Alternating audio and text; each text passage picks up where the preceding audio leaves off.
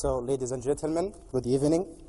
It's a great pleasure for me to speak to you in this evening that represents the end of one chapter in our life and the beginning of another. I would like to invite all of you to take a moment to reflect on the beginning of your adventure here to Israel. Do you remember receiving your acceptance letter?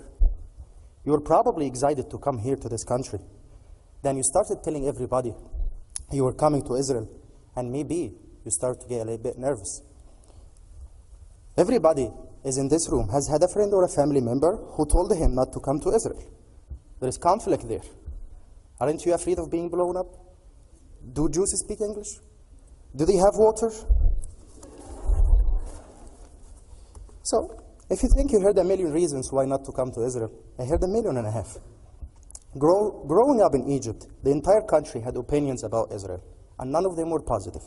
All we knew was that we had fought bloody wars, and they were not like us. My first exposure to Israel was through music and television. On the radio, there were anthems about the destruction Israel had caused. On the movies, Israelis were depicted as spies and thieves. And instead of the fact that the two countries struck a very famous peace accord in 1979, the Israelis, I was told, were our eternal enemies. A recent Egyptian action movie called Cousins, a box office hit, told the story of an Israeli spy who married an Egyptian woman and had family with her, only to kidnap the children and go back to Israel. So, when I told my mom about my intention to come and study here in Israel, she was understandably terrified that I would get a girlfriend. I arrived to Israel knowing only what I had learned in the movies and the media. So at the airport, when the security official asked me about the reason I decided to come here, I half jokingly said, I always heard the Jews are bad people, and I came to see this for myself. I expected to find that people here were unfriendly, and especially unhappy to meet Egyptians. But I was pleasantly surprised to find just the opposite. I was invited everywhere, from Shabbat dinner to Ramadan iftar meals, and even to political gatherings and plays. And the diversity I found here was as surprising as the warmth of the people. On my very first day here at the university, I saw men in kibbas, women in headscarves and hijabs. I saw soldiers walking peacefully among lively crowds of students. I learned there were people of every kind on the university, and the university had a place for all of them: Jews, Muslims, Christians, Druze, Bedouins, and even international students. I discovered that the diversity of the TEU camps was reflected in Tel Aviv city as well.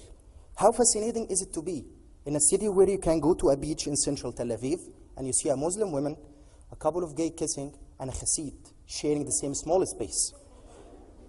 Where else can you find a Christian Arab whose apartment is decorated with posters of Mao and Lenin? Where else can you see a Bedouin IDF soldier reading the Quran on the train during Ramadan? Where else can you see an Ashkenazi and Mizrahi Jews arguing about whether or not Ashkenazi families had kidnapped Yemenite babies in the 1950s?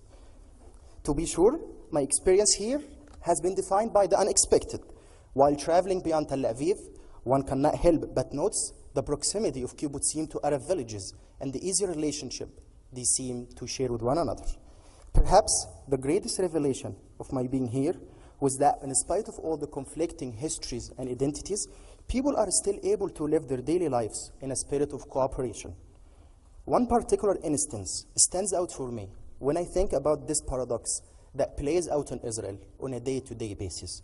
In my first weeks here at the university, I met a nice Arab Israeli student, wherein she lectured me on the importance of Arab nations boycotting Israel. As our conversation came to an end, a Jewish boy, about 8 years old, skipped up to us, excited to see her. It turns out that she was his teacher. She gave him a big hug and a kiss on his cheek. Their affection seemed like an interaction between a brother and a sister. I could see how much she truly loved the boy, and how the boy loved her too. No matter how deeply the conflict, the human side always prevails. I often reflect on the strangeness of coming to this country, where the people I was taught to think of as my enemies were transformed into my teachers, classmates, doctors, vendors, and guidance counselors. When Israelis ask me, how does it feel for you to be in this country? I have to be honest with them. I tell them, before I knew you, I didn't like you, but I never considered that my enemies would accept me to their school, to their country, and moreover, into their society. Interestingly, at the end of my experience, one of the biggest surprises came not from Israel, but from Egypt. Each year, during Ramadan, there is a special series of soap operas where Arab families all over the Arab world gather to watch after breaking the fast. This year's soap opera was called Harat al-Yahud, the Jewish Coder, and it told the story of Egyptian Jews in the wake of the establishment of the State of Israel. The series deals with questions of identity and politics, and features a cast of Jewish and Muslim characters. And there is even an inter-religious love affairs. As a student of history, I cannot say that the series was perfect, but the depiction of Jews for the first time as human beings, as people with a love of family and country, rather than mortal enemies, is nothing short of extraordinary. And while Egypt has ways to go before accepting Israel as a friend, perhaps this series will inspire more Egyptians to at least be willing one day to rethink the enemy. After a year of countless surprises, I came to realize that there is a lesson in all this, one that I think we all can use. Moreover, I think it is something we master degree students who strive to understand things more precisely. We need to understand. We must always question our assumptions. Being here in Israel has taught me that life is full of a lot of paradoxes and complexities, that nothing is straightforward, and that things are often not as they are made to seem. No matter how much education and life experience we acquire, we must always dig deeper. So today, as we celebrate the end of a great year, let's also remember to go forward with a sense of renewed curiosity, knowing the only thing one should truly expect in life is for life to defy your expectations. Thank you.